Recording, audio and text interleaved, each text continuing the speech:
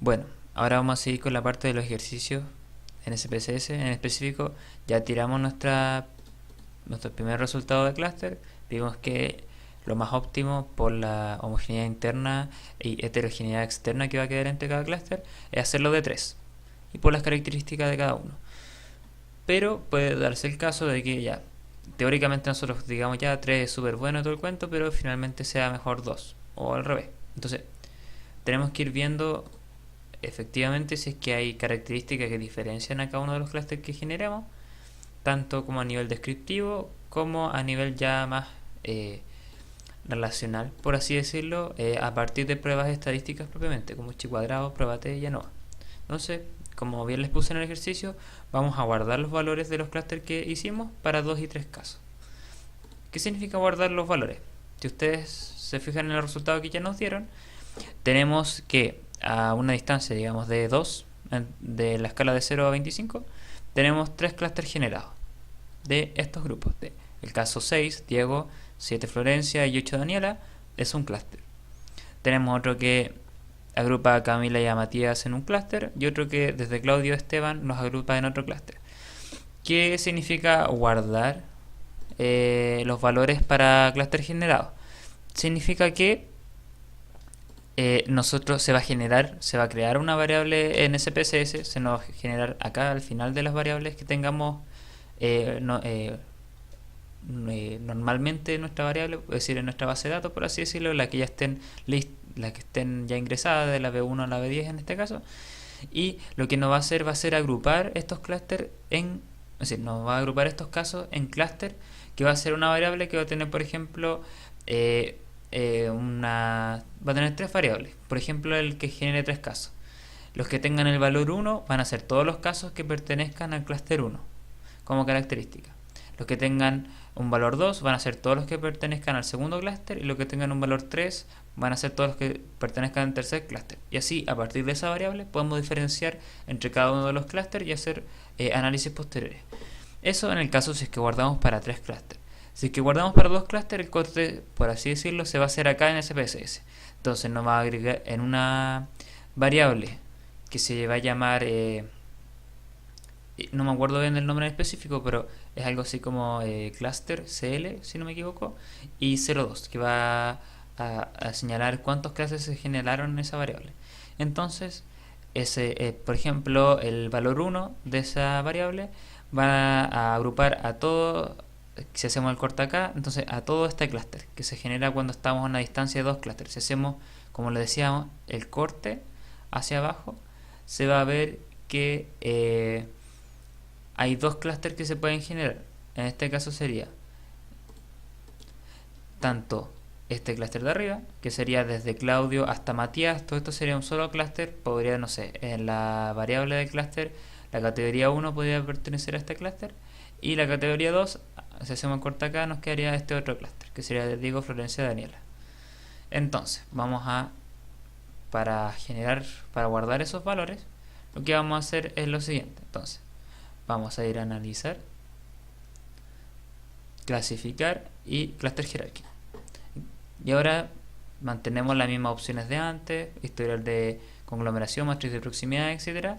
Pero la diferencia es que ahora en guardar vamos a poner que en rangos de soluciones el número mínimo de clúster que queremos que nos guarde SPSS va a ser para 2 clústeres, o sea 2 grupos, y el número máximo 3. ¿Para qué sirve esto? Significa que todos los valores extremos e intermedios que queden en este intervalo, porque pueden ser de 2 a, no sé, infinito. Entonces, por ejemplo, si pusiera de 2 a 5, nos va a generar una variable para 2 clústeres, otra variable para 3, otra variable para 4 y otra variable para 5. En este caso, como es de 2 a 3, solamente va a ser un clúster para 2, es decir, una variable para 2 clústeres y otra variable para 3. La ponemos continuar. Y en estadísticos también nos podemos pedir que nos tire un rango de soluciones de 2 a 3 clústeres a nivel estadístico. Entonces ponemos aceptar y vemos cuál es la diferencia ahora. Entonces, aquí parte nuestra nueva matriz de proximidades, nuevamente 3 casos. Se mantiene la misma matriz de proximidades porque los valores de los casos no han cambiado, a dónde se hacen los enlaces, etcétera.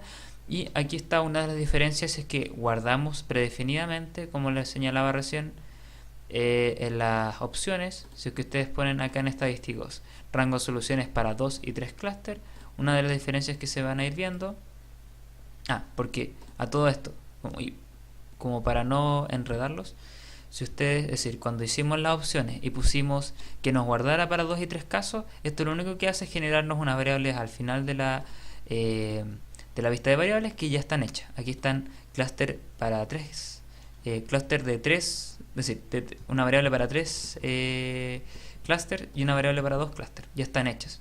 Para eso sirve esa opción cuando nosotros señalamos a SPSS que nos clasificara guardando de 2 a 3 casos, ya está hecho. Pero la diferencia cuando ponemos estadístico que nos tira un rango de soluciones de 2 a 3 es que queremos que en la ventana de resultados nos tire algunos estadísticos para dilucidar cómo quedarían los clústeres. Y si vemos, la única diferencia es que nos tire este gráfico, este cuadro, que se llama clúster de pertenencia, que nos dice que si se generan 3 clústeres, el caso Camila va a quedar en el clúster número 1, Sebastián en el clúster número 2 y así sucesivamente, y por ejemplo Florencia va a quedar en el clúster número 3. Si se generan 2 clústeres, Camila va a quedar en el 1, igual hasta Claudio, de Camila a Claudio van a quedar en uno solo, de Diego a Florencia, sí, de Diego a Daniela, disculpen, va a quedar otro clúster, Iván y Matías también van a pertenecer al mismo clúster que pertenecen Camila hasta Claudio.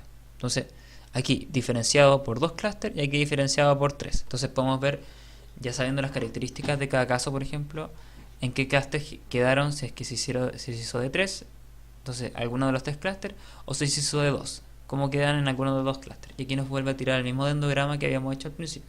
Entonces, ya viendo esa información y ya nosotros cachando por el dendrograma que lo mejor es hacer de 3 clústeres, podemos ir a nuestra, es decir, vamos aquí a nuestra base de datos y, por ejemplo, no sé, para ver que hayan quedado bien guardadas las variables, que es obvio que va a pasar, pero para que vean cómo funcionan, por ejemplo, tiramos nuestro clúster de 3 y mostremos que nos tire tabla de frecuencia. Entonces vemos que ahí, para el clúster 1 hay 2 personas, para el clúster 2 hay 5 y para el clúster 3 hay 3 personas. Así muy en simple. Y si suman, son un total de 10, que son los casos que estamos, a partir de los cuales estamos haciendo el clúster. Entonces, ya teniendo eso, tenemos nuestros 2 y 3 clústeres generados o guardados como variables dentro de nuestra base de datos. Entonces, ahora lo que hacemos es realizar una caracterización de los 3 clústeres generados. ¿Cómo se hace esto? No sé, ustedes pueden agarrar su base de datos y tenemos, por ejemplo, nivel socioeconómico, índice de satisfacción con la vida, que son 2 variables que uno puede caracterizar. ¿Qué es caracterizar? Es como, ya, tenemos por ejemplo, nuestros 3 clústeres. Entonces, ¿qué características los diferencian entre ellos? Entonces podemos cruzarlas con nivel socioeconómico y ver cómo quizás en un clúster hay gente solamente de clase baja, por así decirlo, otro solo de clase media y otro solo de clase alta, por ponerlo así en términos muy simples.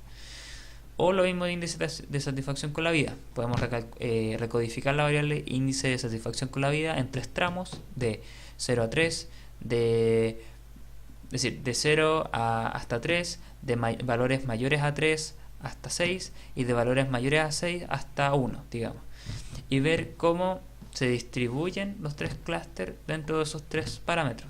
Puede ser que, por ejemplo, todos los de un clúster tengan baja satisfacción con la vida, los de otro clúster tengan media satisfacción con la vida y otro alta. Entonces aquí la idea es ir viendo cuáles características diferencian a cada uno. Por ejemplo, sería muy largo ahora como recodificar y toda la variable, que ya he pasado cómo hacerlo, pero una forma rápida que pueden hacer como realizar caracterizaciones, por ejemplo, y en esto en realidad no voy a entrar mucho en detalle porque en el fondo igual se puede hacer de cierta forma cuando realizamos pruebas de validación, porque en pruebas de validación vamos a tener que cruzar con otras variables, entonces vamos viendo si que son estadísticamente significativas y cómo van variando cuando contrasten con ciertas variables.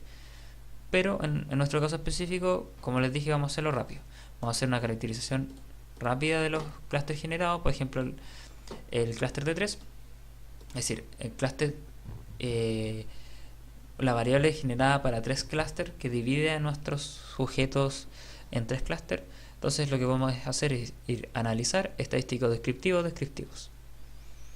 Entonces, en descriptivos lo que hacemos es, me equivoqué, analizar estadísticos descriptivos y